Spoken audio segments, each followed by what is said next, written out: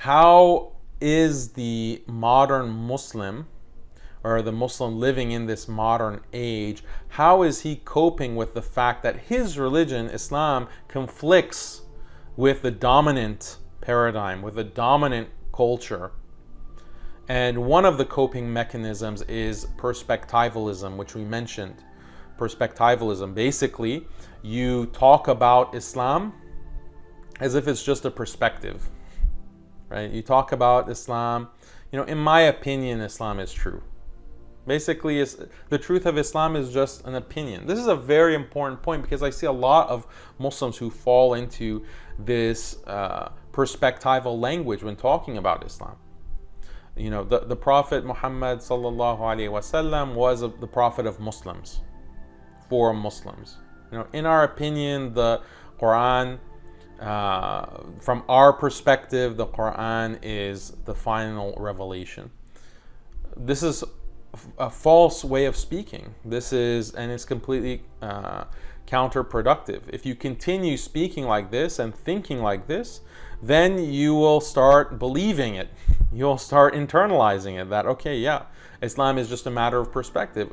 For us, Islam is the truth. For a Hindu, Hinduism is the truth. For a Christian, Christianity is the truth. This is not correct. Islam is true objectively. Islam is true regardless of what you believe or you don't believe. Right? We have to speak in this kind of way, and we do speak about in this kind of way about other things. And I gave examples last time. We speak about certain scientific concepts as if they're in undisputed reality, and it's just an objective fact that protons exist and neutrons exist, even though those are things that we don't see, we can't see. But we still discuss them. Even though you haven't seen it yourself, you still discuss it and talk about it as if it has this indisputable reality. When in fact, when you look at the scientific literature and the current state of particle physics, particle physicists will say actually a proton is something that has more fundamental particles. So they have their theories. The proton is something that is antiquated, actually. Now we have quarks. We have quarks and we have gluons and we have different fundamental particles, leptons, bosons, fermions, so forth. So even in their theories, even their scientific theories, they talk about the proton as if it's just a figure of speech. There's a more deep fundamental reality. But unfortunately, we will speak about these things in more solid terms, in more direct terms than we will speak about the Quran. Then we will speak about the realities, haqa'iq, of Islam that we know to be fact. We should know to be fact, therefore we should speak about them as fact, according to their nature, according to the reality.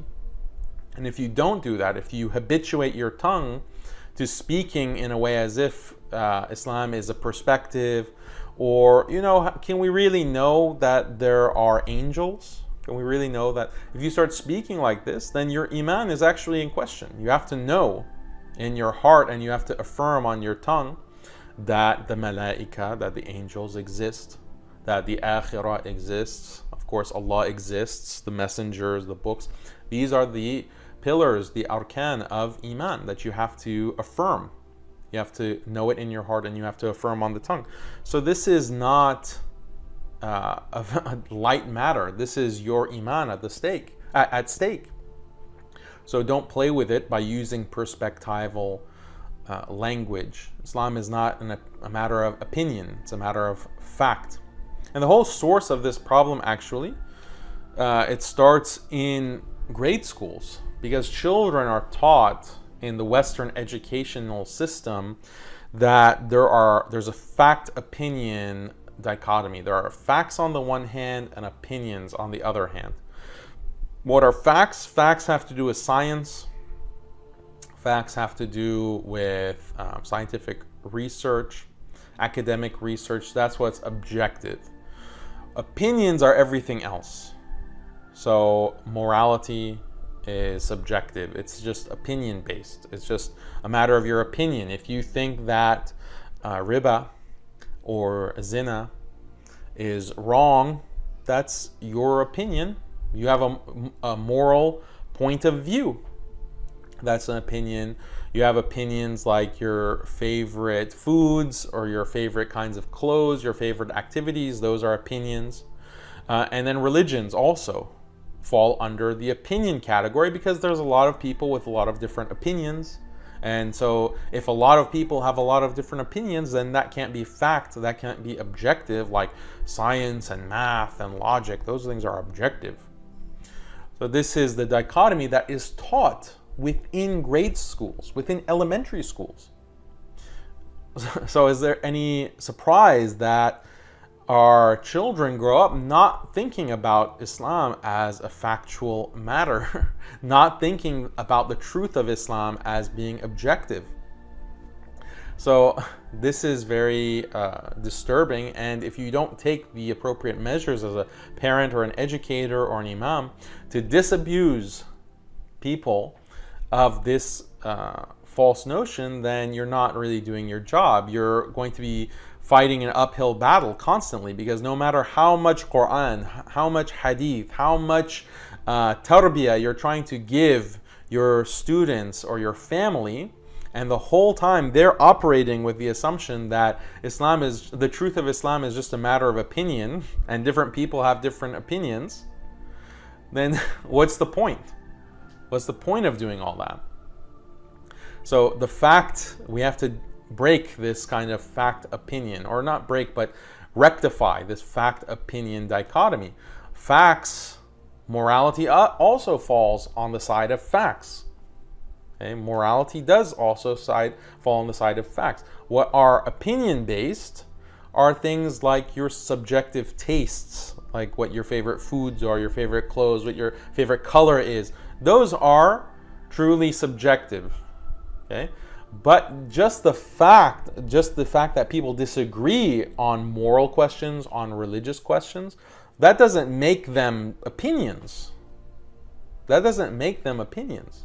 There are plenty of opinions when it comes to many issues that are still considered objective. For example, on the issue of climate change, okay? Climate change, or on the issue of any kind of policy, political issue, you have many different opinions, but each side of the debate, whether it's Republican or Democrat, they don't concede that, oh, it's just my opinion that climate change is dangerous, or it's just my opinion that gun ownership is a fundamental human right. No one says that. They say, no, this is what's the truth. Right? Climate change is the truth. It is truly dangerous. Objectively, it's dangerous. It's going to have massive negative consequences. Well, someone on the other side of the political aisle will disagree with that. In fact, it's a 50-50 split, or it's a very contentious issue. Does that mean that it's just a matter of opinion? No. So why is religion considered a matter of opinion? Just by the mere fact that people disagree. The reality is people are wrong.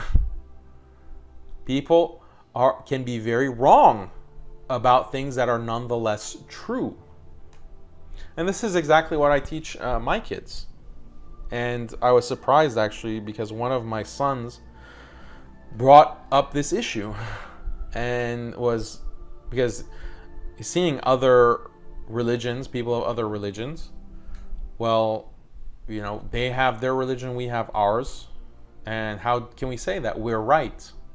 How can we say that we're right and they're wrong?